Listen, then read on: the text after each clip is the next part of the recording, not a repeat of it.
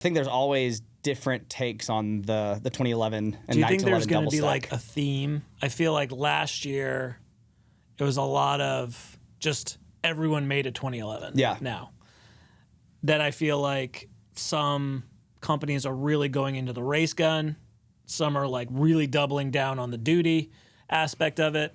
Do you think it's going to stay kind of, people will stay in their own lanes, or do you think we're going to see some shakeups of maybe a duty-focused 2011 company is going to come out with a race one, or vice versa?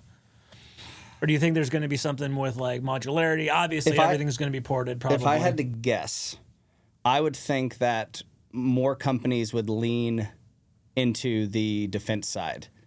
Only because, like especially, when Staccato, started kind of really taking off and revitalizing the 1911 double stack market. Yep. It was a massive shift for them from competition to defense guns. And yeah, they've been releasing a lot of like really cool marketing stuff going back to their heritage, and it's like basically it shows like an STI gun, and then it kind of goes to the HD series, and then it's like a big question mark redacted thing. So yeah, I think that's really cool, and I agree. And I mean, and they deserve credit just because they almost single-handedly introduced that market and kind of gave a shock to the system, because everyone knew 2011s and double stack 1911s as pretty much competition only firearms, unless you were in like an ultra high, $7,000, $8,000, $9,000 price range for some like super, super rare custom maker. Yep. And they brought in this, you can carry these for, defense, you can carry, everyday carry them. People didn't think that was really like a viable option.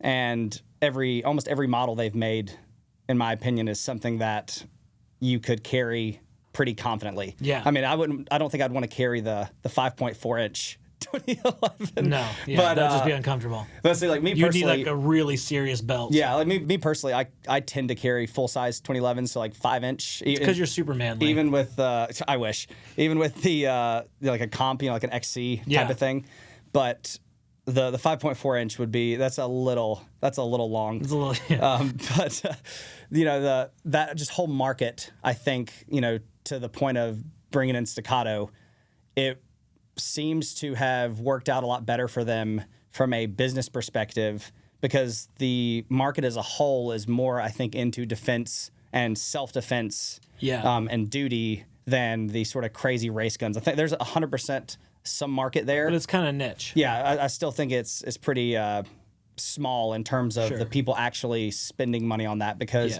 anytime you do any type of customizing, especially when it's just for the sake of flashiness, and obviously there's some functionality improvement, but you tend to be doing it for the look at my gun, it's different. Yeah, which is I'm totally a part of. So like I'm totally into that. Yeah, you're paying more for it. Yeah, and I think people who aren't super deep into the 1911 double stack market just don't see the benefit, I guess, of spending another $2,000-$3,000 on top of sometimes at the lower end, you're looking at, over, $2,000+.